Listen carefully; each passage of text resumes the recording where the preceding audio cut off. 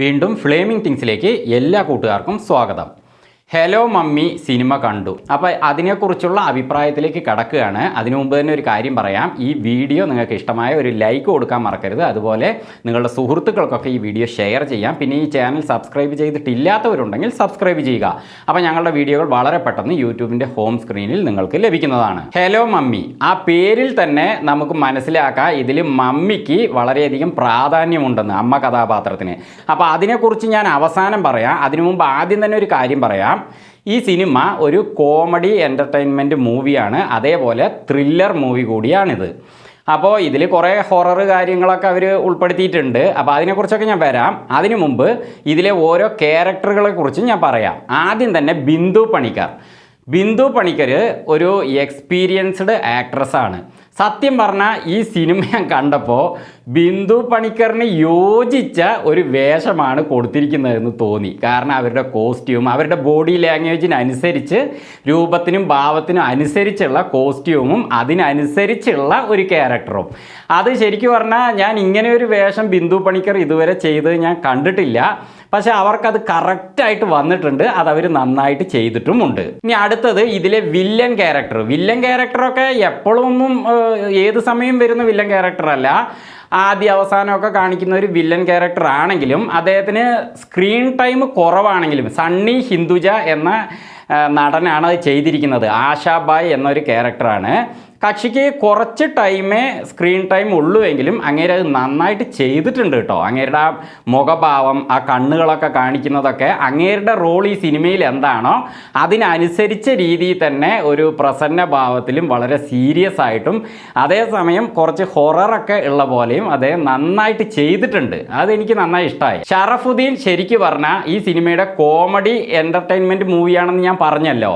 അങ്ങേര് ഈ സിനിമയുടെ ആദ്യം മുതൽ അവസാനം വരെ നമ്മളെ ചിരിപ്പിച്ചുകൊണ്ടേയിരിക്കുന്നുണ്ട്. അങ്ങേര് എന്ത് വാക്ക് പറഞ്ഞാലും ചിരി വരുന്നുണ്ട്. അതേപോലെ ചെയ്യുന്ന പ്രവർത്തികൾ നല്ലപോലെ നമുക്ക് ചിരിക്കാനുള്ള കാര്യങ്ങൾ ഷറഫുദ്ദീൻ സാധാരണ അദ്ദേഹം ഇങ്ങനെ ചിരിക്കുന്ന കഥാപാത്രമായിട്ട് തന്നെയാണ് വരാറ്. ചിലപ്പോഴൊക്കെ സീരിയസ് ആയിട്ട് വരാറുള്ളൂല്ലോ. ഒരു അലസനായ ഒരു മകൻ, അതേപോലെ അലസനായ ഭർത്താവ്, ആ രീതിയിലുള്ള കോമഡികൾ ഞാൻ കുറേ ചിരിച്ചു കേട്ടോ. ആ കാര്യം ഞാൻ തുറന്നു പറയുകയാണ്. ഇതിൽ കുറേ ഭാഗത്ത് ഞാൻ ചിരിച്ചിട്ടുണ്ട്. പക്ഷേ അതേസമയം ഷറഫുദ്ദീൻ്റെ ക്യാരക്ടർ എല്ലാ കാര്യങ്ങളും തന്നെ ചിരിയായിട്ട് ചെയ്യുമ്പോൾ അതിൽ കുറേ അവിഞ്ഞ ചിരികളുണ്ട്. അതായത് ഇദ്ദേഹം സീരിയസ് ആയിട്ട് പ്രതികരിക്കേണ്ട ഭാഗങ്ങളിൽ ഇദ്ദേഹം എന്തിനാ ഇങ്ങനെ കോമഡി പോലെ കാണിക്കുന്നത്?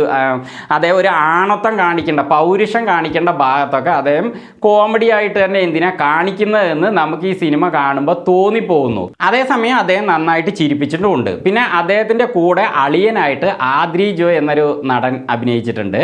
അങ്ങേരും അതേപോലെ ഷറഫുദ്ദീൻ രണ്ടുപേർക്കുള്ള ആ കോമ്പിനേഷൻ ഗംഭീരമായിട്ടുണ്ടോ. രണ്ടുപേരും കൂടി തന്നെ നന്നായിട്ട് ചിരിപ്പിച്ചിട്ടുണ്ട്. അങ്ങേരും നന്നായിട്ട് ചെയ്തിട്ടുണ്ട്. പിന്നെ ജോമോൻ ജ്യോതിർ, ജഗദീഷ്, പിന്നെ ജോണി ആൻ്റണി, അങ്ങനെ കുറേ ക്യാരക്ടേഴ്സ് ഇതിലുണ്ട്. അവർക്കൊക്കെ കൊടുത്തിരിക്കുന്ന റോള് അവർ ചെയ്തിരിക്കുന്നു. പക്ഷേ ഇതിൽ പ്രധാനപ്പെട്ട റോള് ചെയ്തിരിക്കുന്നത് മമ്മി ക്യാരക്ടറാണ്. ആ ക്യാരക്ടർ ആരാന്നുള്ളത് നിങ്ങൾ സിനിമ കണ്ട് മനസ്സിലാക്കിക്കോളൂ. കാരണം എന്താണെന്ന് വെച്ചാൽ ഈ മമ്മി നമ്മൾ ഇതുവരെ കണ്ട ഒരു മമ്മിയല്ല. ഞാൻ നേരത്തെ പറഞ്ഞ പോലെ ഒരു വ്യത്യസ്ത രീതിയിലുള്ള അമ്മ കഥാപാത്രമാണ്. അപ്പോൾ ഈ അമ്മ കഥാപാത്രത്തെ സൃഷ്ടിച്ച ആ ആള് സാൻജോ ജോസഫ് എന്ന ഒരു ആളാണ് ഇതിൻ്റെ കഥ എഴുതിയിരിക്കുന്നത്, തിരക്കഥയൊക്കെ. അപ്പോൾ ഈ സാൻജോ ജോസഫ് ഈ കഥ എഴുതിയിരിക്കുന്ന ഈ അമ്മ കഥാപാത്രത്തിന് പലപ്പോഴും ഒരു ലോജിക്ക് ഇല്ലാതെ, അല്ലെങ്കിൽ ഇവർ എന്തിനാണ് ഇങ്ങനെയൊക്കെ ചെയ്യുന്നത് എന്ന് നമ്മളെ മൂഷിപ്പിക്കുന്നുണ്ട്. ഞാൻ എൻ്റെ കാര്യം പറയാണ്, എന്നെ പല ഭാഗത്തും മൂഷിപ്പിച്ചിട്ടുണ്ട്.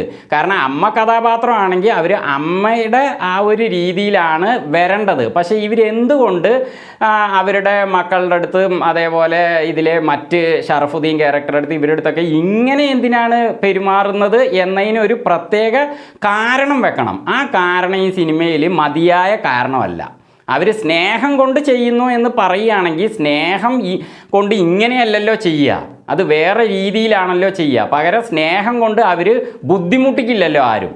അല്ലെങ്കിൽ അവരവരുടെ സ്വാതന്ത്ര്യത്തിലേക്ക് കടന്നുകൂടില്ലല്ലോ. ഇത് അങ്ങനെയല്ല. അവർ ചെയ്യുന്ന കാര്യങ്ങളൊക്കെ നമുക്ക് ഒരു വെറുപ്പിക്കൽസ് രീതിയിൽ തന്നെയാണ് പടം അങ്ങനെ പോകുന്നത്. അവർ എന്തുകൊണ്ട് ചെയ്തു എന്നുള്ളതിന് ഒരു തക്കതായ കാരണം ആദ്യം തന്നെ അവരുടെ ആ ഒരു മകളുടെ കാര്യത്തിൽ കാണിക്കണമായിരുന്നു. പക്ഷെ അതൊന്നും കാണിക്കുന്നില്ല. മകളുടെ അടുത്ത് സ്നേഹം നല്ല പോലെ ഉണ്ട്, പക്ഷെ അവർ ചെയ്യുന്ന കാര്യങ്ങളൊക്കെയോ സ്നേഹത്തിന് വിപരീതമായിട്ടുള്ള രീതിയിലാണ് പോകുന്നത്. പക്ഷെ പറയുന്നത് സ്നേഹം കൊണ്ടാണ് എന്നൊക്കെയാണ്.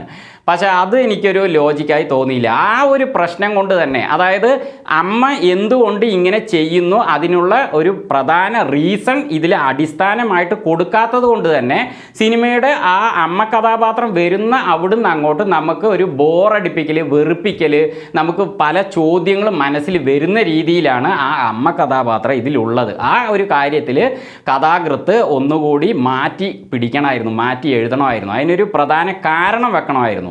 ആ പ്രധാന കാരണം എന്താണെന്ന് എനിക്ക് ഇതുവരെ മനസ്സിലായിട്ടില്ല. അപ്പോൾ ആ ഒരു കാരണം ഇല്ലാത്തത് കൊണ്ടും, അതേപോലെ ആ ക്യാരക്ടർ സിനിമ മുഴുവനും തന്നെ മറ്റുള്ളവരെ നിയന്ത്രിച്ചും ഭരിച്ചും അങ്ങനെ വല്ലാതെ ചില സമയങ്ങളിൽ കൊല്ലാൻ തന്നെ തുനിയുന്ന രീതിയിൽ വരെയുള്ള സാഹചര്യങ്ങൾ സിനിമയിൽ കാണിക്കുമ്പോൾ അതിനൊരു തക്കതായ കാരണം നമുക്ക് മനസ്സിന് തോന്നാത്തത് കൊണ്ട് ഒരു ലോജിക്ക് ഇല്ലാത്ത പോലെ, ഒരു അടിസ്ഥാനമില്ലാത്ത പോലെ തോന്നുകയാണ്.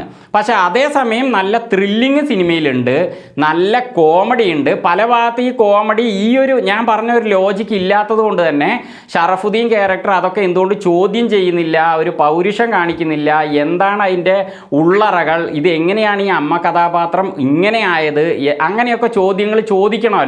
അതൊന്നും ചോദിക്കാത്തത് കൊണ്ട് പലപ്പോഴും ഇങ്ങോട്ട് മാത്രം അവർക്ക് കിട്ടിക്കൊണ്ടിരിക്കുന്നത് കൊണ്ട് നമുക്കത് കിട്ടുന്ന പോലെയാണ് സിനിമ കാണുമ്പോൾ തോന്നുന്നത്. അതായത് ഒരു പ്രഹരം ഏറ്റുവാങ്ങുന്ന പോലെ ഒരു തോന്നൽ. അപ്പോൾ അതുകൊണ്ട് നമുക്ക് കണ്ടിരിക്കുമ്പോൾ ഭയങ്കര ഒരു മുഷിപ്പിക്കലുണ്ട്. എന്നാലും ആ കോമഡി കൊണ്ട് ചിരിക്കാനും പറ്റുന്നുണ്ട്, അതേസമയം ത്രില്ലിങ്ങും ഉണ്ട്. ഈ സിനിമയുടെ അവസാനം ഹലോ മമ്മി 2 എന്ന് എഴുതി കാണിക്കുന്നുണ്ട്. അപ്പം ഞാൻ വിചാരിച്ചു ഈ സിനിമ തന്നെ ഒരു കാരണമില്ലാതെ ഒരു വെറുപ്പിക്കൽസ് രീതിയിൽ പോയിരിക്കുന്നു. ഇനി ഇതിന് രണ്ടാം ഭാഗം ഉള്ളത് കൊണ്ടായിരിക്കുമല്ലോ അങ്ങനെ എഴുതി കാണിച്ചത്. ഇനി രണ്ടാം ഭാഗം എടുക്കുന്നുണ്ടോ അറിയില്ല. എടുക്കുന്നുണ്ടെങ്കിൽ ഇതേപോലെ വെറുപ്പിക്കാത്ത രീതിയിൽ എടുക്കട്ടെ എന്ന് അങ്ങനെ 2 എന്ന് എഴുതി കാണിച്ചപ്പോൾ എനിക്ക് തോന്നിപ്പോയി. അപ്പോൾ ഹലോ മമ്മി ത്രില്ലിങ്ങോടെ ചിരിപ്പിക്കുക മാത്രം ചെയ്യുന്ന ഒരു ഡെമ്മി. വീണ്ടും മറ്റൊരു വീഡിയോയുമായി ഞങ്ങൾ വരുന്നത് വരെ ഫ്ലേമിംഗ് തിങ്സിൽ നിന്ന് ബൈ.